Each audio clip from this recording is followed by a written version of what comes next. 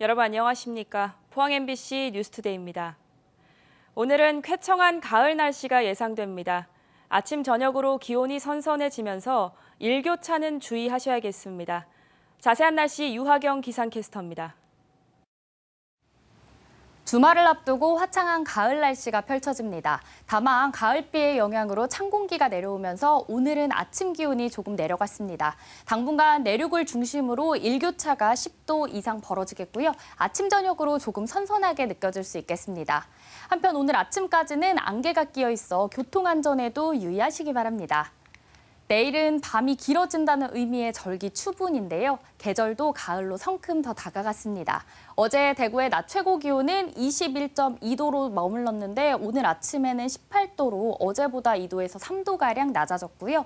오늘 낮 기온은 햇볕이 내리쬐며 26도까지 오르겠습니다. 당분간은 낮과 밤의 기온차가 커지겠습니다. 환절기 감기 걸리지 않도록 건강관리 잘하시기 바랍니다. 주말 동안 맑고 쾌청한 하늘 볼 수 있겠고요. 당분간은 일교차만 유의하시기 바랍니다. 날씨였습니다. 영덕군이 영덕읍 창포리 산림생태문화체험공원에 57억 원을 들여 목재문화체험장을 만들었습니다. 특히 숲과 나무를 주제로 한 어린이 목재 체험실이 인기를 끌고 있는데 산림자원이 풍부한 영덕의 새로운 관광 테마로도 기대를 모으고 있습니다. 김형일 기자가 보도합니다. 영덕군이 영덕읍 창포리에 57억 원의 예산을 투자해 조성한 목재 문화 체험장입니다. 숲과 나무를 테마로 한 목재 놀이 체험실이 가장 큰 인기를 끌고 있습니다. 실내 놀이터가 턱없이 부족한 농어촌 지역에서 어린 자녀를 둔 주민들에게 특히나 반가운 소식입니다. 지역에 없었던 나무를 이용하고 숲을 주제로 한 이런 놀이 시설들이 생겨서 저희 아이들이 이제 자라면서 더 많이 재밌게 경험할 수 있게 된 것 같아서 참 좋은 것 같습니다. 목재 문화 체험장에서는 관광객들이 나무를 활용한 생활 공예품을 직접 만들어서 가져갈 수 있고 목재 전문가도 채용해 다양한 전동 공구 사용법도 교육할 예정입니다. 또 숲속 북카페와 야외 숲 체험장, 짚라인 등 산림 자원을 활용한 다양한 부대 시설도 갖추어 10월쯤 본격적으로 운영을 시작할 예정입니다. 어린 아이들의 놀이 공간을 지금 현재 시범 운영 중에 있으며 목재문화 체험장을 통해 나무와 환경에 대한 이해도를 높여 더 많은 관광객들이 영덕을 찾아 지역 경제에 큰 도움이 될 것으로 기대하고 있습니다. 인근의 영덕 창포리 해맞이 공원과 풍력 발전기, 신재생 에너지 전시관과 함께 목재 체험 전시관이 새로운 관광 테마로 기대를 모으고 있습니다. MBC 뉴스 김형일입니다. 포항시는 태풍이나 극한호우로 형산강이 범람했을 경우 시민들이 우선 대피할 수 있도록 3층 이상 민간 건물을 대상으로 대피소 119곳을 지정했습니다. 또 소규모 지방하천 인근에는 2층 이상 건물을 대피소로 지정해서 저층이 침수되더라도 시민들이 긴급히 대피할 수 있도록 했습니다. 포항시는 대도동 티파니 웨딩 등 건축물 소유자를 설득해 대피소 지정 동의를 이끌어냈으며 조례를 개정해서 건물주에 대한 지원 근거도 마련하기로 했습니다. 27회째를 맞은 봉화 송이 축제가 지난해에 이어 올해도 봉화 송이 한야구 축제로 이름을 바꿔서 어제 개막했습니다.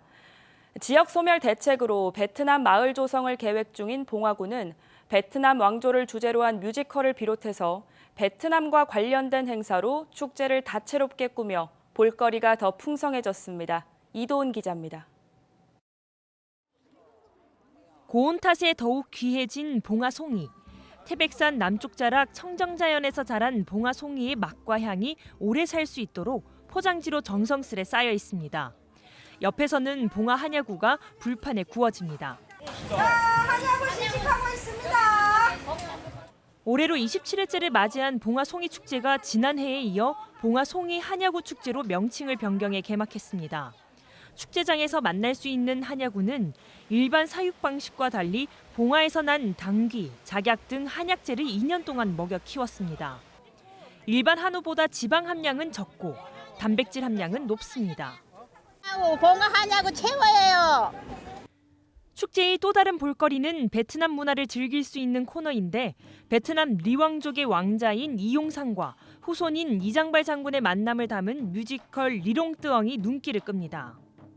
특별히 공연에는 인기 가수 승국이와 베트남 호찌민 국립대 공연팀이 협업합니다.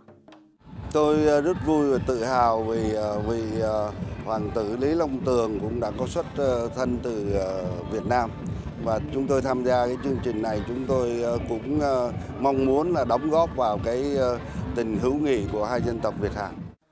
창평 저수지 일대의 베트남 마을 조성을 추진 중인 봉화군은 전국의 베트남 다문화 가족을 축제에 초청하고 11세기 베트남의 수도였던 베트남 뜨선시와 자매결연 협약도 체결합니다.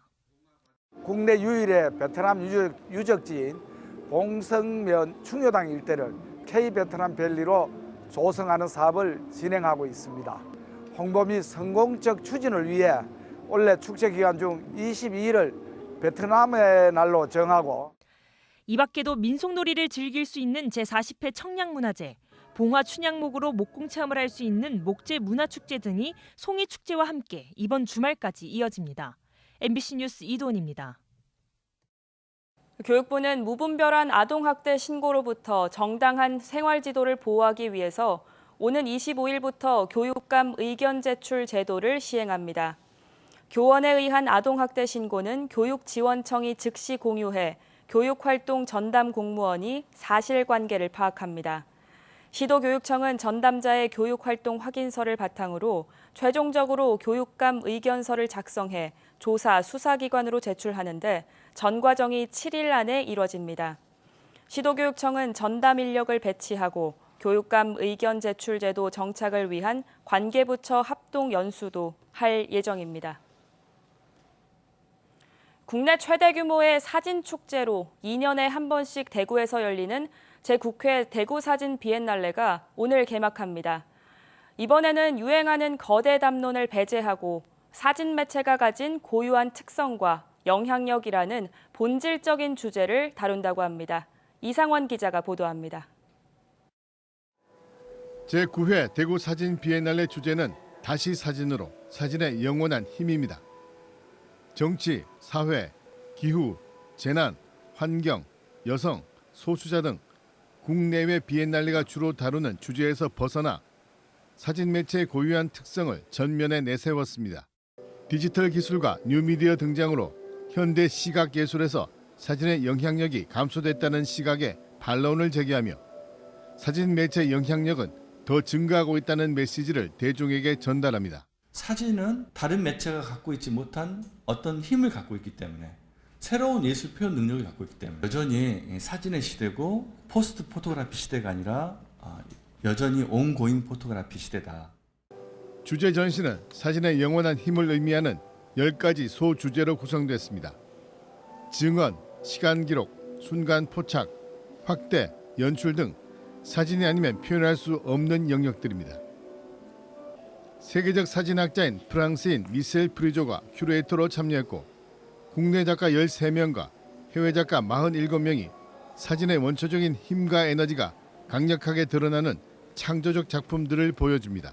Ici, c'est que la photographie a des pouvoirs particuliers, par exemple un pouvoir de relation avec le spectateur, un pouvoir émotionnel ou un pouvoir pour capter le temps, arrêter le temps par exemple.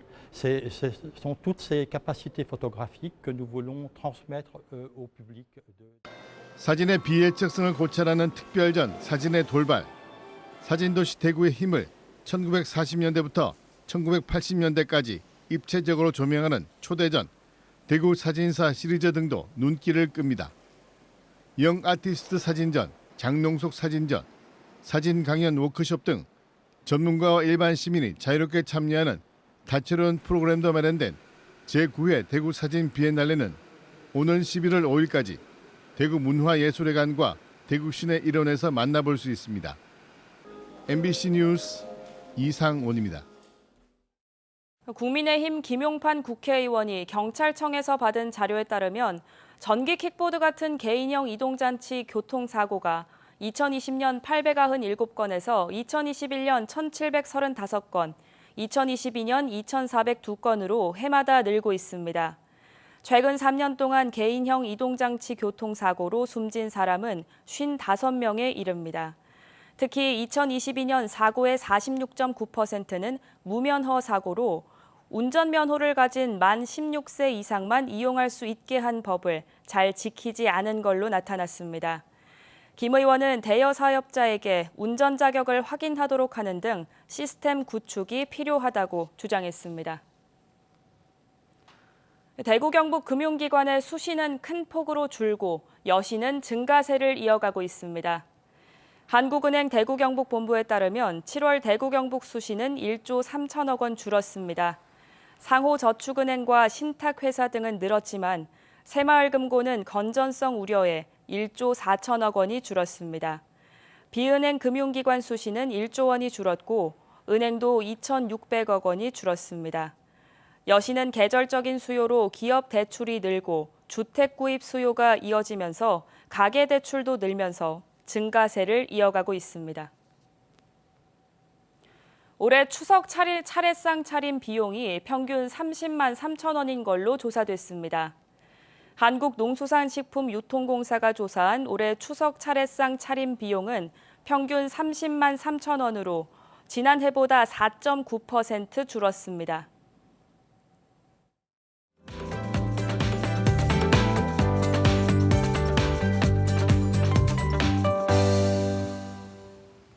주말을 앞두고 화창한 가을 날씨가 펼쳐집니다. 다만 가을비의 영향으로 찬 공기가 내려오면서 오늘 아침 기온이 조금 내려갔습니다.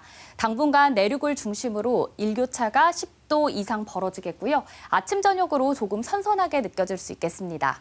한편 오늘 아침까지는 안개가 끼어 있어 교통안전에도 유의하시기 바랍니다. 내일은 밤이 길어진다는 의미의 절기 추분인데요. 계절도 가을로 성큼 더 다가갔습니다. 어제 대구의 낮 최고 기온은 21.2도에 머물렀는데요. 오늘 아침에는 18도로 어제보다 2도에서 3도가량 낮게 출발합니다. 그래도 낮에는 다시 햇볕이 내리쬐며 26도까지 오르겠고요. 그에 따라 낮과 밤의 기온차가 커지겠습니다. 환절기 감기 걸리지 않도록 건강관리 잘하시기 바랍니다. 위성 영상입니다. 오늘 전국적으로 중국 산둥반도 부근에서 북동쪽으로 이동하는 고기압의 가장자리에 들겠고요. 자세한 지역별 날씨 보시면 오늘 우리 지역 가끔 구름만 지나는 가운데 미세먼지 농도도 좋음 예상됩니다. 바다의 물결은 0.5m에서 최고 2m로 잔잔하게 일겠습니다. 오늘은 대부분 지역에서 어제보다 기온이 조금 낮은데요. 현재 대구의 아침 기온은 18도, 김천은 16도로 출발합니다. 낮에는 대구와 김천 모두 26도 예상됩니다. 안동의 아침 기온은 16도고요. 봉화는 13도로 출발합니다. 낮에는 안동 26도, 봉화는 24도 머물겠습니다. 오늘 아침 포항의 기온은 17도로 출발하고요. 낮에는 25도 전망됩니다. 주말 동안 맑고 쾌청한 하늘 보실 수 있겠습니다. 당분간 낮과 밤의 일교차에는 유의하시기 바랍니다. 날씨였습니다. 이상으로 포항 MBC 뉴스투데이를 마칩니다. 시청해주신 여러분 고맙습니다.